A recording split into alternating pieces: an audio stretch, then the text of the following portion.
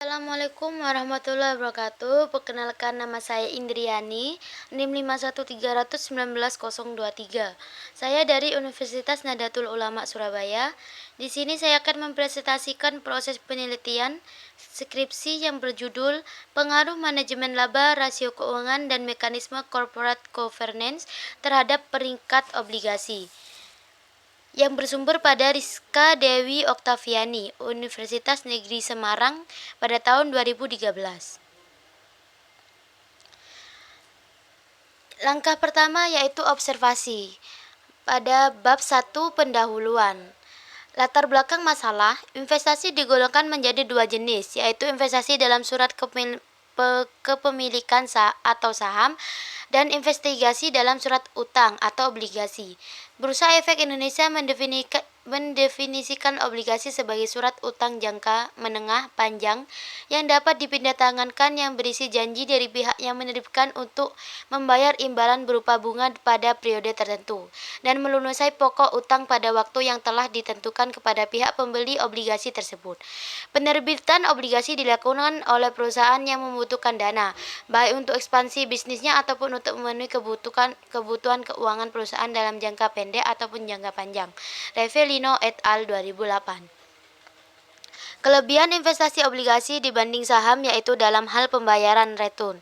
Pendapatan yang diterima dari saham berasal dari dividen dan capital gain. Pembayaran dividen diberikan kepada pembayaran kupon obligasi telah dilakukan apabila dari pembayaran kupon obligasi tidak terdapat sisa untuk dividen, maka pemegang saham tidak mendapat keuntungan dari saham yang dimiliki. Keuntungan lain yang diperoleh dari investasi obligasi adalah pemegang obligasi memiliki hak pertama atas aset perusahaan. Jika perusahaan tersebut mengalami likuidasi, hal tersebut terjadi karena perusahaan telah ada kontrak perjanjian untuk melunasi obligasi yang telah dibeli oleh pemegang obligasi. Dengan kata lain, investasi pada obligasi relatif lebih baik atau aman dibanding dengan investasi saham. Langkah selanjutnya itu pengumpulan data preliminar. Di sini saya melihat dari penelitian terdahulu, yaitu dari Bramasta Wisnu Arif 2012, judul penelitian pengaruh manajemen laba dan rasio keuangan terhadap peringkat obligasi. Variabel manajemen laba, rasio leverage, rasio likuiditas, rasio solvabilitas, rasio profitabilitas, rasio produktivitas. Dengan hasil, manajemen laba berpengaruh secara signifikan terhadap emisi obligasi. Manajemen laba berpengaruh signifikan terhadap peringkat obligasi. Rasio leverage, solvabilitas, dan likuiditas tidak berpengaruh signifikan terhadap peringkat obligasi. Rasio profitabilitas dan produktivitas berpengaruh secara signifikan terhadap peringkat obligasi. Penelitian ini mengacu pada penelitian terdahulu dengan menggunakan 3 variabel independen, yaitu manajemen laba, Arif 2012, rasio keuangan yaitu likuiditas, aktivitas nilai pasar, Burton et al. 2000, Elmina dan Dewi 2007, Magereta dan Nurmayanti 2009, Yuliana dan kawan-kawan 2011, Arif 2012. Mekanisme corporate governance yaitu kepemilikan institusional, kepemilikan manajerial, komisaris independen, kualitas audit, Borat Jan Sangupta 2003, Setnyaningrum 2005, Setnya Purnam dan Nur Pratiwi 2006. Langkah selanjutnya yaitu definisi masalah. Perumusan masalah dalam penelitian ini adalah: yang pertama, apakah terdapat pengaruh manajemen laba terhadap peringkat obligasi? Kedua, apakah terdapat pengaruh rasio likuiditas terhadap peringkat obligasi? Ketiga, apakah terdapat pengaruh rasio aktivitas perusahaan terhadap peringkat obligasi? Keempat, apakah terdapat pengaruh rasio nilai pasar terhadap peringkat obligasi? Kelima, apakah terdapat pengaruh kepemilikan institusional terhadap peringkat obligasi? Keenam, apakah terdapat pengaruh kepemilikan manajerial terhadap peringkat obligasi?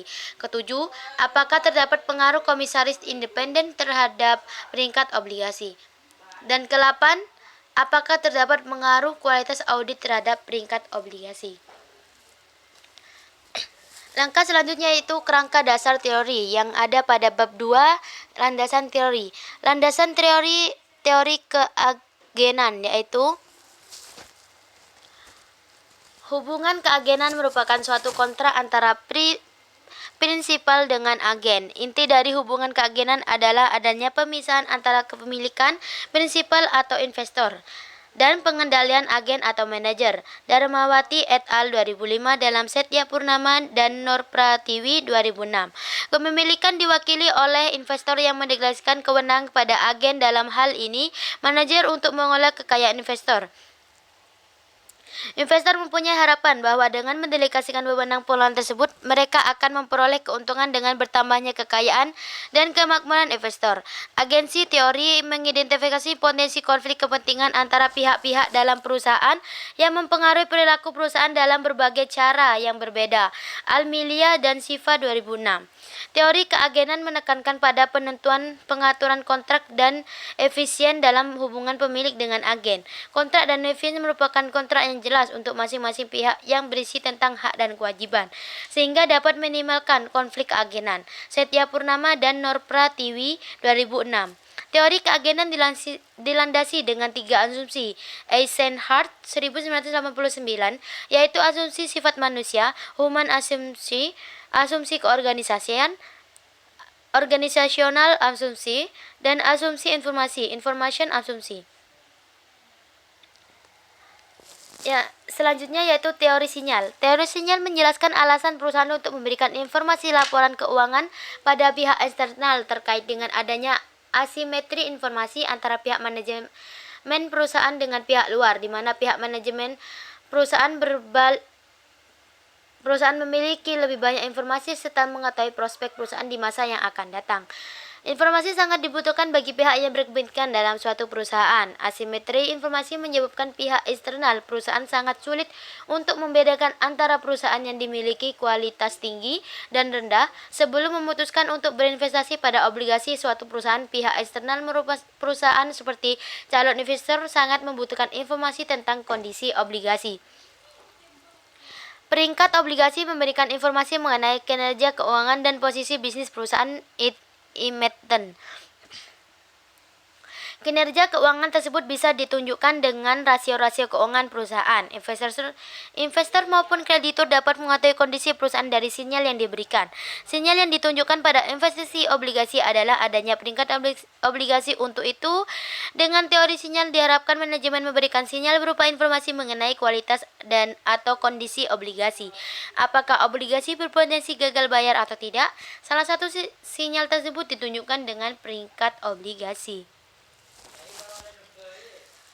Pengaruh manajemen laba terhadap peringkat obligasi. Yang pertama yaitu manajemen laba adalah tindakan-tindakan menyelir untuk menaikkan atau menurunkan laba periode berjalan dari sebuah perusahaan yang dikelola untuk tujuan menghindari kerugian dan lain sebagainya. Arif 2012.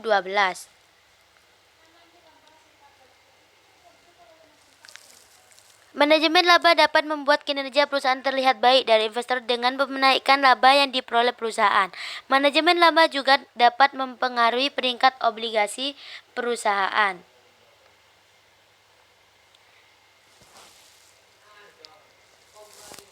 Peringkat obligasi sendiri merupakan hasil penilaian yang dilakukan oleh perusahaan mengenai efek utang suatu perusahaan. Peringkat obligasi suatu perusahaan dapat dipengaruhi oleh manajemen laba dengan cara yang sama dengan emisi obligasi, yaitu menaikkan laba sebuah perusahaan sehingga kinerja perusahaan terlihat baik di mata investor, dan investor pada akhirnya mempercayakan memberikan utang kepada perusahaan. Manajemen sebuah perusahaan diduga cenderung melakukan manajemen laba atau rekayasa laba pada periode di sekitar emisi obligasi agar kinerja perusahaan terlihat baik, karena akan berdampak pada perolehan peringkat obligasi sehingga akan meningkatkan daya tarik perusahaan di mata para investor. Jika kinerja perusahaan terlihat baik dan banyak investor yang mempercayakan dananya terhadap perusahaan, maka lembaga pemeringkat akan memberikan peringkat obligasi yang baik pula terhadap perusahaan tersebut. Dapat disimpulkan bahwa semakin tinggi manajemen laba suatu perusahaan, maka peringkat obligasinya akan semakin baik. Hal ini didukung dengan hasil penelitian Arif 2012 yang menunjukkan bahwa manajemen laba berpengaruh signifikan terhadap peringkat obligasi. Selanjutnya yaitu pengaruh rasio keuangan terhadap peringkat obligasi. Rasio likuiditas merupakan rasio yang menunjukkan kemampuan suatu perusahaan untuk memenuhi kewajiban keuangannya yang harus segera dipenuhi, atau kemampuan perusahaan untuk memenuhi kewajiban keuangan pada saat ditagih. Perusahaan yang mampu memenuhi kewajiban keuangannya tepat pada waktunya berarti perusahaan tersebut dalam keadaan liquid dan mempunyai aktiva lancar lebih besar daripada hutang lancarnya. Hal tersebut dikarenakan aktiva lancar yang dimiliki mampu melunasi kewajiban jangka pendek. Perusahaan secara tidak langsung berpengaruh pada kewajiban jangka panjang yang baik, pelunasan obligasi. Dapat disimpulkan bahwa semakin tinggi likuiditas suatu perusahaan maka peringkat obligasinya semakin baik. Burton et al. 2000 dalam Almilia dan Devi 2007 menyatakan bahwa tingkat likuiditas yang tinggi akan menunjukkan kuatnya kondisi keuangan perusahaan sehingga secara finansial akan mempengaruhi prediksi peringkat obligasi. Hal ini didukung Almilia dan Devi 2007 dalam penelitiannya yang menunjukkan bahwa variabel likuiditas yang diukur dengan current ratio merupakan variabel yang dominan untuk memprediksi peringkat obligasi. Selanjutnya yaitu pengaruh rasio aktivitas terhadap peringkat obligasi. Rasio aktivitas merupakan alat untuk mengukur aktivitas perusahaan dalam menggunakan atau memanfaatkan sumber dayanya. Perusahaan dengan tingkat aktivitas yang tinggi cenderung akan mampu menghasilkan pendapatan yang lebih tinggi dibandingkan perusahaan dengan tingkat aktivitas yang rendah. Jika tingkat aktivitas perusahaan tinggi, maka akan menghasilkan pendapatan yang tinggi. Perusahaan yang memiliki pendapatan yang tinggi cenderung akan mampu memenuhi kewajibannya, termasuk pembayaran bunga obligasi, sehingga dapat mempengaruhi peringkat obligasi perusahaan. Dapat disimpulkan bahwa semakin tinggi aktivitas suatu perusahaan, maka peringkat obligasinya akan semakin baik. Hal ini didukung oleh Horrigan 1996 dalam Purwaningsih 2008. Activity cenderung secara signifikan berpengaruh positif terhadap peringkat obligasi. Selanjutnya yaitu pengaruh rasio nilai pasar terhadap peringkat obligasi. Market value ratio adalah rasio yang mengukur harga pasar relatif terhadap nilai buku. Rasio nilai pasar diproyeksikan dengan price earning ratio per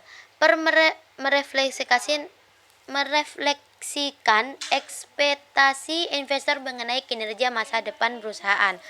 PER merupakan fungsi dari pendapatan yang diharapkan di masa depan perusahaan. Setiap perusahaan akan perusahaan itu untuk dapat meningkatkan nilai PER agar pendapatan yang diperoleh perusahaan di masa depan akan membaik atau meningkat. Jika pendapatan di masa yang akan datang baik, maka perusahaan akan dapat melunasi kewajiban-kewajibannya, termasuk kewajiban obligasi sehingga dapat meningkatkan peringkat obligasi perusahaan. Dapat disimpulkan bahwa semakin tinggi rasio nilai pasar suatu perusahaan maka peringkat obligasinya akan semakin baik. Selanjutnya yaitu pengaruh mekanisme corporate governance terhadap peringkat obligasi. Efektivitas penggunaan sumber daya perusahaan oleh manajemen dapat diketahui dari informasi yang dihasilkan melalui reaksi pasar atas pengumuman laba melalui mekanisme kepemilikan institusional. Kepemilikan institusional memiliki kemampuan untuk mengendalikan pihak manajemen melalui proses monitoring secara efektif sehingga mengurangi tindakan manajemen laba. Presentase saham tertentu yang dimiliki oleh institusi dapat mempengaruhi proses penyusunan laporan keuangan yang tidak menutup kemungkinan terhadap akrualisasi sesuai kepentingan pihak manajemen. Budiono 2005.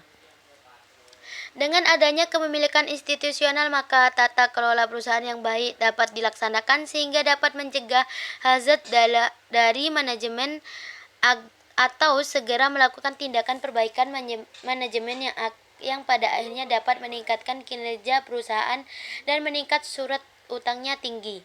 Lianingsih 2008. Dapat disimpulkan bahwa semakin banyak kepemilikan institusional atau perusahaan maka peringkat obligasinya semakin baik. Hal tersebut didukung oleh Bojraj dan Sangupta 2003 yang menemukan bahwa presentasi kepemilikan institusi dan proporsi komisaris independen berhubungan positif dengan peringkat obligasi. Selanjutnya pengaruh kepemilikan manajerial terhadap peringkat obligasi. Kepemilikan manajerial merupakan konsentrasi pemilikan saham yang dimiliki oleh pihak manajemen atau agen dalam suatu perusahaan. Besar kecilnya jumlah kepemilikan saham manajerial dalam perusahaan dapat mengindikasikan adanya kesamaan kongrons kepentingan antara manajemen dengan pemegang saham. Faisal 2005. Kepemilikan saham oleh pihak manajerial akan mengakibatkan pihak manajemen cenderung lebih fokus pada keuntungan jangka pendek perusahaan dengan melakukan praktik manajemen laba untuk memaksimalkan insentif mereka. Manajemen laba akan mengakibatkan nilai perusahaan dalam jangka panjang akan menurun dan mengakibatkan penurunan peringkat terhadap obligasi yang diterbitkan dapat disimpulkan bahwa semakin sedikit kepemilikan manajerial suatu perusahaan, maka peringkat obligasinya akan semakin baik. Ausbach et al. 2004 dalam setnya Ningrum 2005 mengungkapkan bahwa adanya kepemilikan saham oleh manajerial bisa menjadi indikator untuk mengukur adanya kepentingan pribadi dari manajemen atau manajemen self-interest, sehingga adanya kepemilikan saham oleh manajerial menyebabkan peringkat obligasi menjadi rendah karena buruknya kualitas laba perusahaan. Selanjutnya yaitu pengaruh komisaris independen terhadap peringkat obligasi. Komisaris independen adalah anggota Dewan Komisaris yang tidak terafiliasi dengan manajemen, anggota Dewan Komisaris lainnya dan pemegang saham pengendali, serta bebas dari hubungan bisnis dan hubungan lainnya yang dapat mempengaruhi kemampuan untuk bertindak independen atau bertindak semata-mata demi kepentingan perusahaan. Komite Nasional Kebijakan Governance 2004 dalam Ujianto dan Pramuka 2007. Keberadaan komisaris dapat menyeimbangkan kekuatan pihak manajemen, terutama CEO, dalam pengolahan perusahaan melalui fungsi monitoringnya. Wardani 2008. Keberadaan komisaris independen pada suatu perusahaan dapat mempengaruhi integritas suatu laporan keuangan yang dihasilkan oleh manajemen. Jika perusahaan memiliki komisaris independen, maka laporan keuangan yang disajikan oleh manajemen cenderung lebih berintegritas, karena di dalam perusahaan terdapat badan yang mengawasi dan melindungi hak pihak-pihak di luar manajemen perusahaan. Herawati 2008. Dengan adanya komisaris independen dapat menimbulkan tindak kecurangan. Kecurangan yang terjadi menimbulkan penurunan pada nilai perusahaan, sehingga terjadi penurunan peringkat obligasi. Dapat disimpulkan bahwa semakin banyak komisaris independen suatu perusahaan, maka peringkat obligasinya semakin baik. Bojrat dan Sanggupta 2003 meneliti pengaruh corporate governance pada peringkat obligasi, yaitu yield obligasi. Dalam penelitian ini, proyeksi dan corporate governance adalah kepemilikan institusi dan komisaris independen. Hasil yang diperoleh oleh Bojrat dan Sanggupta 2003 menunjukkan bahwa presentase kepemilikan institusi dan proporsi komisaris independen berhubungan positif dengan peringkat obligasi. Selanjutnya yaitu pengaruh kualitas audit terhadap peringkat obligasi. Argumentasi yang mendasari dimasukkannya kualitas audit adalah semakin tinggi kualitas maka semakin tinggi pula tingkat kepastian suatu perusahaan, sehingga semakin kecil kemungkinan perusahaan mengalami kegagalan. Almilia dan Siva 2006. Para investor mengambil keputusan berdasarkan laporan keuangan yang telah diaudit, sehingga auditor memiliki peran penting dalam melakukan penilaian atas laporan keuangan suatu perusahaan. Selanjutnya yaitu kerangka pikiran. Peringkat obligasi merupakan opini dari lembaga pemeringkat serta sumber informatif bagi pemodal atas resiko obligasi yang diperdagangkan. Berdasarkan keputusan BAPEPAM dan Lembaga Keuangan CAP 151 BL 2009, informasi peringkat tersebut diharapkan dapat membantu investor dalam mengambil keputusan investasi. Jika peringkat obligasi baik, maka akan meningkatkan kepercayaan investor untuk berinvestasi. Hal tersebut dikarenakan perusahaan memiliki kemampuan untuk membayar obligasi dengan baik. Adapun variabel yang digunakan dalam penelitian ini yaitu manajemen laba, rasio keuangan, likuiditas, aktivitas, nilai pasar, dan mekanisme corporate governance atau kepemilikan institusional, kepemilikan manajerial, komisaris independen, dan kualitas audit. Manajemen laba adalah tindakan-tindakan manajer untuk menaikkan atau menurunkan laba periode berjalan dari sebuah perusahaan dikelola untuk tujuan menghindari kerugian dan lain sebagainya. Arif 2012. Manajemen laba dapat membuat kinerja perusahaan terlihat baik oleh investor dengan menaikkan laba dan yang diperoleh perusahaan. Manajemen sebuah perusahaan diduga cenderung melakukan manajemen laba atau rekayasa laba pada periode di sekitar emisi obligasi agar kinerja perusahaan terlihat baik karena akan berdampak pada perolehan peringkat obligasi sehingga akan meningkatkan daya tarik perusahaan di mata para investor. Jadi semakin tinggi manajemen laba maka peringkat obligasi akan semakin baik.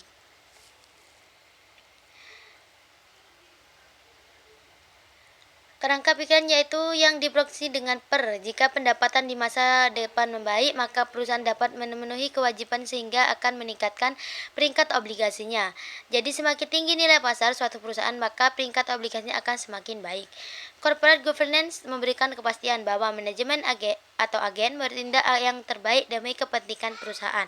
Karena adanya kepentingan perusahaan untuk memastikan kepada pihak penyandang dana, prinsipal atau investor, bahwa dana yang ditanamkan digunakan secara tepat dan efisien. Langkah selanjutnya adalah hipotesis.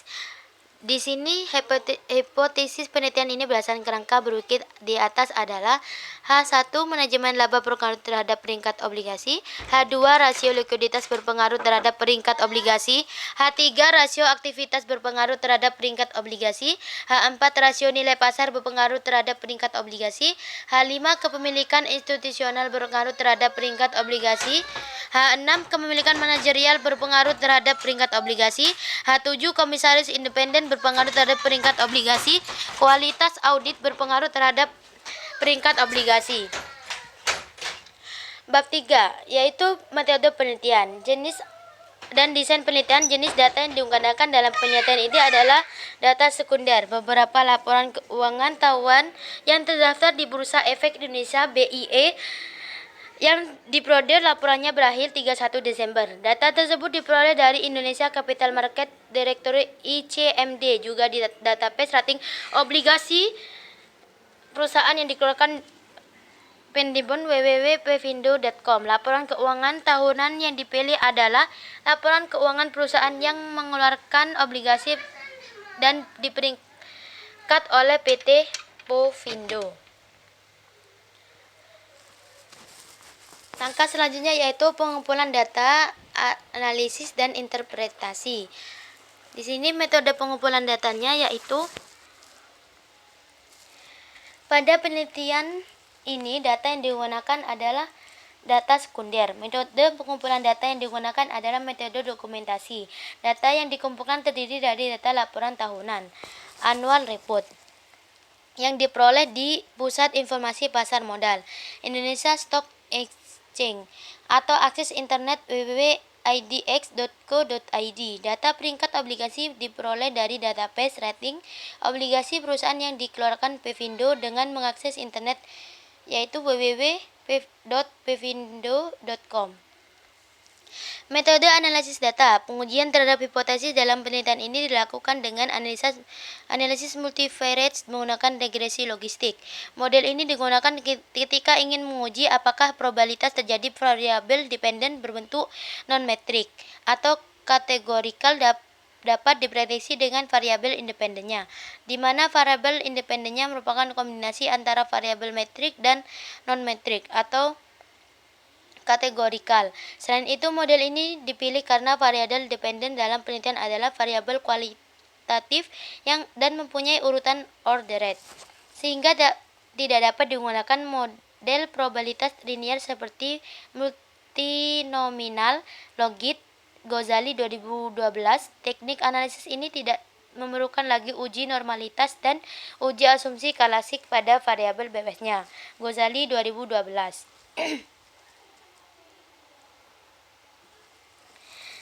Selanjutnya yaitu analisis statistik deskriptif.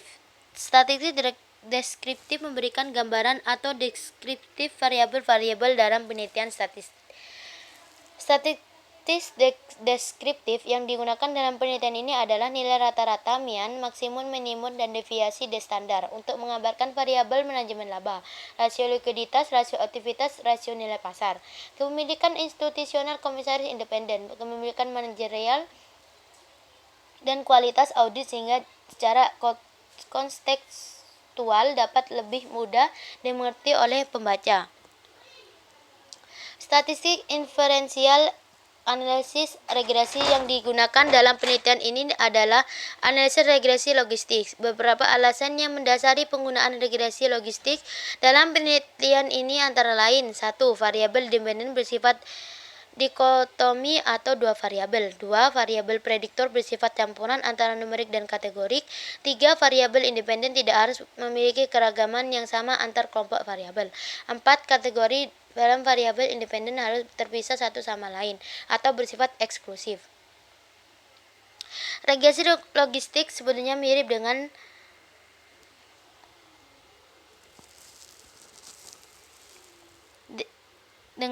analisis diskriminatif, yaitu ingin menguji apakah probabilitas terjadi variabel terkait dapat berisi dengan variabel bebasnya.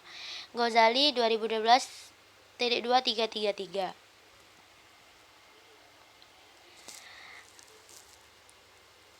Menilai model fit. Adanya pengurangan nilai antara 2LL awal dengan nilai min 2LL pada langkah berikutnya menunjukkan bahwa model yang dihipotesiskan fit dengan data Ghazali 2012. Adanya penurunan nilai log Leghout menunjukkan model regresi semakin baik. Selanjutnya menilai kelayakan model regresi. Kelayakan model regresi dinilai dengan menggunakan Hosmer and Lomeshow goodness of fit test. Jika nilai statistik Hosmer dan Lomeshow goodness of fit lebih besar daripada 0,05, berarti model mampu memprediksi nilai observasinya atau dapat dikatakan model diterima karena sesuai dengan data observasinya. Ghazali 2012. Nilai Nagelkerke R2 R pangkat 2. Nagelkerke R square merupakan modifikasi dari koefisien COX dan Snells untuk memastikan bahwa nilainya bervariasi dari 0 sampai 1. Hal ini dilakukan dengan cara berbagai nilai COX dan Snell R pangkat 2 dengan nilai maksimumnya. Nilai Nagelkerke dapat dipresentasikan seperti nilai R2 pada multiple regression. Pengujian hipotesis. Pengujian dengan model regresi logistik digunakan dalam penelitian ini adalah untuk mengetahui pengaruh dari masing-masing variabel independen terhadap variabel dependen. Kriteria pengujian yaitu tingkat kepercayaan yang digunakan adalah 95% atau tarif signifikasi 5%. Alfa sama dengan 0,05. Kriteria penerimaan atau penolakan hipotesis berdasarkan pada signifikansi p-value. Jika taraf signifikansi kurang lebih 0,05 HO diterima. Jika taraf signifikansi kurang dari 0,05 HA ditolak. Selanjutnya yaitu bab 6 hasil dan pembahasan. Deskripsi objek penelitian. Polusi dalam penelitian ini adalah seluruh obligasi yang diterbitkan oleh perusahaan Go Public yang listing di BIE selama periode 2008 sampai dengan 2019.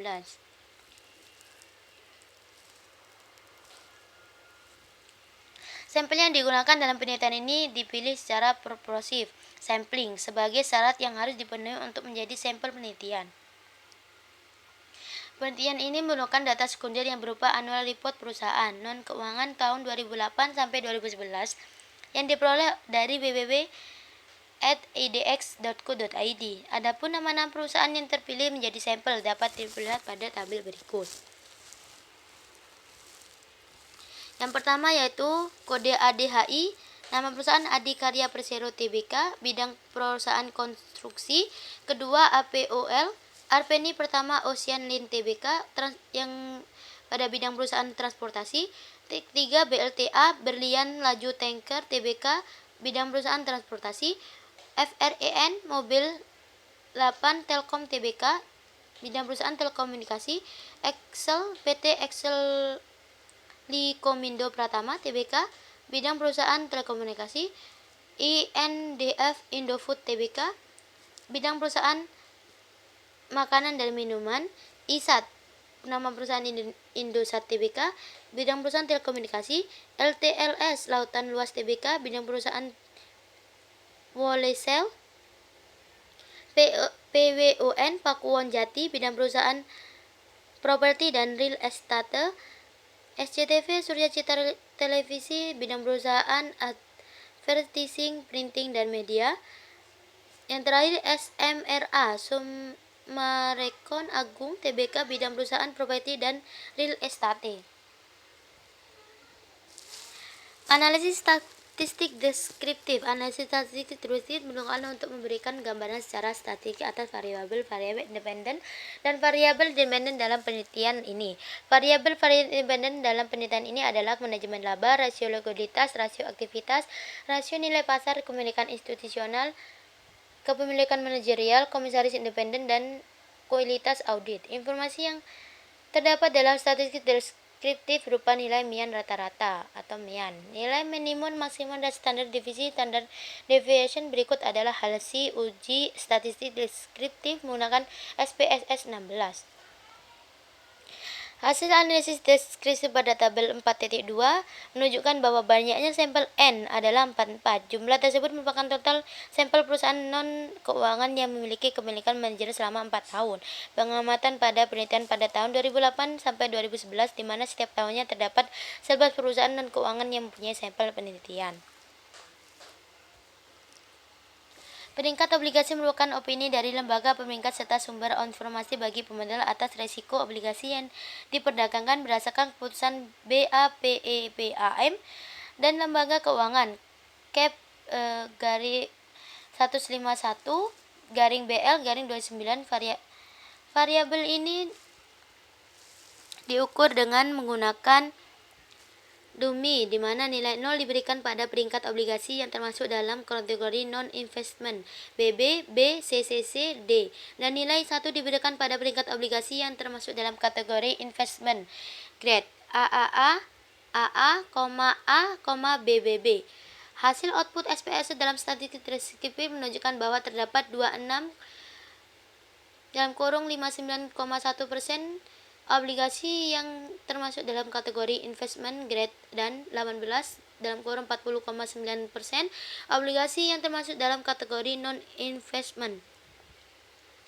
Variabel manajemen laba atau ML merupakan suatu bentuk penyimpangan dalam proses penyusunan laporan keuangan, yaitu mempengaruhi tingkat laba yang ditampilkan dalam laporan keuangan. Proses manajemen laba pada penilaian ini menggunakan model Haley 1985 dalam Sari dan Bandi 2010. Model ini digunakan adalah estimasi akrual kelolaan. Pada model ini diasumsikan akrual non kelolaan pada periode T diberikan 0.